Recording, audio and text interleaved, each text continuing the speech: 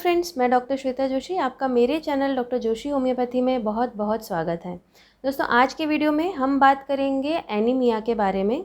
Anaemia, जिसे रक्त अल्पता भी कहा जाता है, जानेंगे कि ये एनीमिया क्या होता है, कैसे होता है और उसके लिए बेस्ट होम्योपैथिक मेडिसिन्स जिनको लेकर के आप अपने एनीमिया की प्रॉब्लम पूरी तरह से ठीक कर सकते हैं।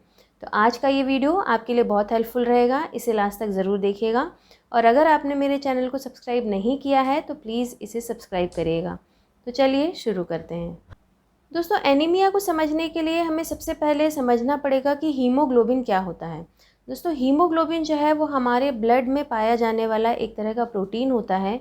ये हीमोग्लोबिन हमारे ब्लड से ऑक्सीजन कैरी करके हमारी बॉडी के डिफरेंट डिफरेंट पार्ट्स में पहुंचाता है।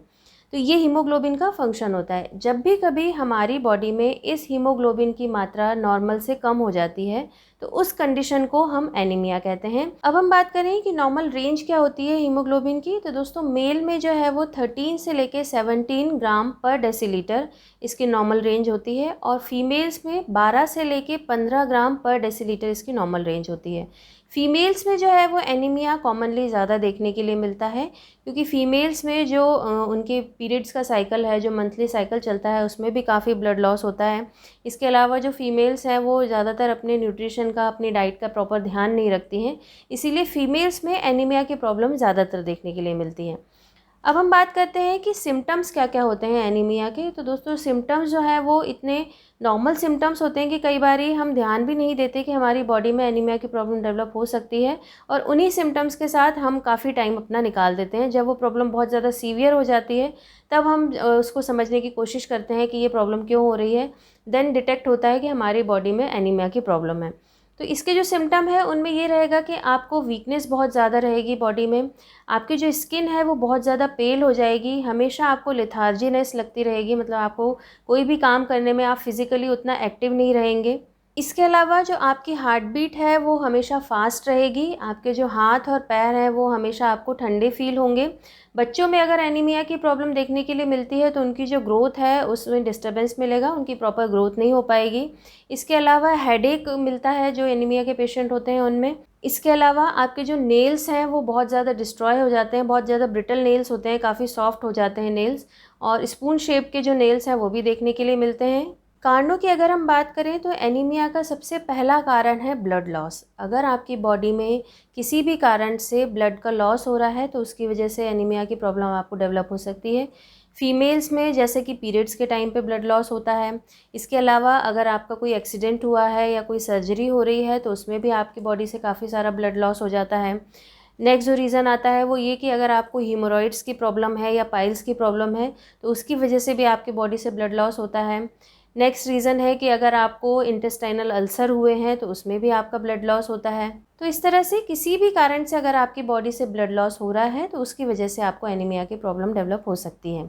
नेक्स्ट जो रीज़न है कि अगर आपकी बॉडी में जो आरबीसीज बन रहे हैं जिनमें हीमोग्लोबिन मेनली प्रेजेंट होता है, उनका अगर जो प्रोडक्शन है वो या तो कम हो रहा है या फिर एबनॉर्मल आरबीसीज बन रहे हैं। जैसे कि अगर हमारी बॉडी में बोन मैरो में कोई भी प्रॉब्लम है तो उसकी वजह से आरबीसीज का प्रोडक्शन जो है वो डिस्टर्ब हो जाता है। इसके अलावा अगर आयरन डेफिशिएंसी है आपकी बॉडी में या B12 की कमी है तो उसकी वजह से भी आरबीसी का प्रोडक्शन जो है वो डिस्टर्ब होता है।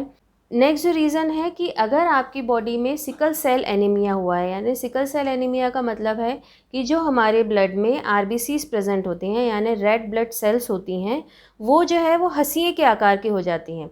तो हंसिए के आकार के होने के कारण उनमें जो है हीमोग्लोबिन प्रॉपरली बन नहीं पाता और उसकी वजह से भी हमको एनीमिया की प्रॉब्लम डेवलप हो सकती है। नेक्स्ट जो रीज़न आता है वो ये कि अगर हमारी बॉडी में किसी भी कारण से जो रेड ब्लड सेल्स हैं वो डिस्ट्रक्ट हो रही हैं, ख़राब हो रही हैं, तो उसकी वजह से भी हमको एनीमिया की प्रॉब्लम डेवलप हो सकती है। तो दोस्तों, ये तो थे कुछ कारण जो एनीमिया के लिए रिस्पॉन्सिबल होते हैं। अब हम बात करते हैं होम्योपैथिक मेडिसिन के बारे में। तो दोस्तों, होम्योपैथी में बहुत अच्छी मेडिसिन है जिनको लेकर के आप अपने एनीमिया की प्रॉब्लम पूरी तरह से ठीक कर सकते हैं। ये मेडिसिन आपके हीमोग्लोबिन के लेवल को भी बढ़ाने में बहुत मदद करती हैं। इनमें सबसे पहली मेडिसिन आती है फेरम मेटालिकम। दोस्तों, ये एनीमिया के लिए एक बहुत अच्छी मेडिसिन है। अगर आप ये देख रहे हैं कि आपको बॉडी में बहुत ज़्यादा वीकनेस है, इसके अलावा हेडेक की भी प्रॉब्लम है। हेडेक जो है वो पल्सेटिंग हेडेक है, मतलब कई बार पेशेंट ये कंप्लेन करते हैं कि हमारे सिर में ऐसे धक धक सा होता रहता है। तो इस तरह का अगर हेडेक हो रहा है, कानों में अगर घंटी की आवाज़ सुनाई दे रही है, अगर ये भी प्रॉब्लम है। इसके अलावा जो ब्रीदिंग है आपकी वो बहुत ज़्यादा शॉर्ट हो गई है, मतलब आपको सांस लेने में थोड़ा सा परेशानी हो रही है, तो अगर ये सारे सिम्टम देखने के लिए मिल रहे हैं तो फेरम मैट आपके लिए एक बहुत अच्छी मेडिसिन है। स्पेशली अगर फीमेल्स जो हैं उनको पीरियड्स के टाइम पे बहुत ज़्यादा ब्लड लॉस हो रहा है और उसकी वजह से अगर उनको एनीमिया की प्रॉब्लम डेवलप हो रही है, तो उन फीमेल्स के लिए भी फेरम मेटालिकम एक बहुत अच्छी मेडिसिन है। 30 पोटेंसी में 2-2 बूंदें दिन में 2 से 3 बार लेकर के आप इसको यूज़ कर सकते हैं। नेक्स्ट जो मेडिसिन आती है वो है चाइना, इसे सिंकोना ऑफेंसिनालिस भी कहते हैं। अगर आपकी बॉडी में किसी भी तरह का हेमरेज हो रहा है, यानी किसी भी तरह से ब्लड लॉस हो रहा है, चाहे वो पीरियड्स के कारण हो रहा है फीमेल्स में, या फिर कोई इंजरी के कारण, या फिर कोई सर्जरी में आपका ब्लड लॉस हो रहा है, किसी भी तरह से अगर आपका ब्लड लॉस हो रहा है और उसकी वजह से आपको एनीमिया की प्रॉब्लम डेवलप हो रही है, तो उस कंडीशन में चाइना एक बहुत अच्छी मेडिसिन है। ये मेडिसिन आपकी बॉडी में आरबीसी के प्रोडक्शन को इंक्रीज़ करती है, तो इसको 30 पोटेंसी में 2-2 बूंदें दिन में 2 से 3 बार लेकर के आप यूज़ कर सकते हैं।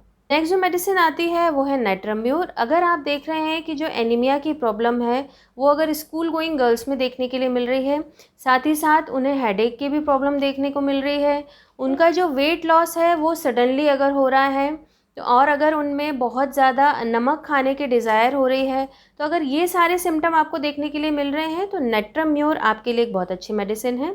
30 पोटेंसी में 2-2 बूंदें दिन में 2 बार लेकर के आप इसको यूज़ कर सकते हैं।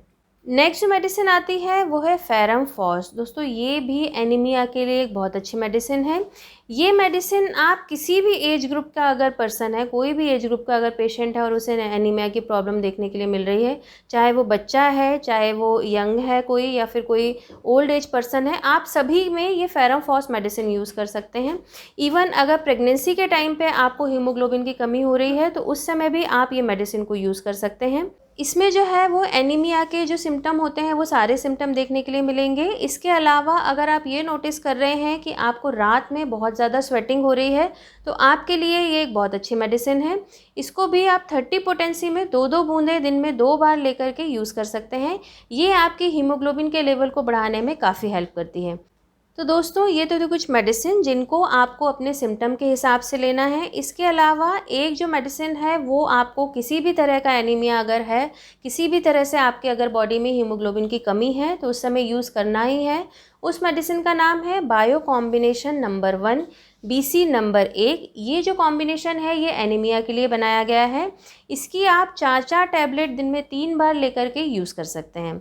इसके अलावा आपको कुछ प्रिकॉशंस भी ध्यान रखना है। आपको अपनी डाइट को इम्प्रूव करना है। आप अपनी डाइट में जो हरी पत्तेदार सब्जियां होती हैं उनको इंक्लूड करिए, प्लस बहुत सारे फल खाइए। जो सूखे फल होते हैं वो भी एनीमिया की कंडीशन में काफ़ी हेल्पफुल होते हैं। इसके अलावा आप चुकंदर ले सकते हैं, चुकंदर से हीमोग्लोबिन लेवल बढ़ने में काफ़ी हेल्प मिलती है। आप मूंगफली के दाने और गुड़ भी खा सकते हैं, ये भी एक आयरन का बहुत अच्छा सोर्स है। आपको ऐसा खाना जो है वो अपनी डाइट में शामिल करना है जिससे आपकी बॉडी में आयरन का लेवल बढ़े। इसके अलावा आपको पानी भरपूर मात्रा में पीना है। योगा, एक्सरसाइज, मेडिटेशन इनको अपने रूटीन में शामिल करना है। तो इस तरह से कुछ मेडिसिन्स लेकर के प्लस प्रिकॉशन रख कर के आप अपने एनीमिया की प्रॉब्लम पूरी तरह से ठीक कर सकते हैं। तो फ्रेंड्स आज के वीडियो में बस इतना ही। चलिए मिलते हैं अगले वीडियो में, तब तक के लिए नमस्कार।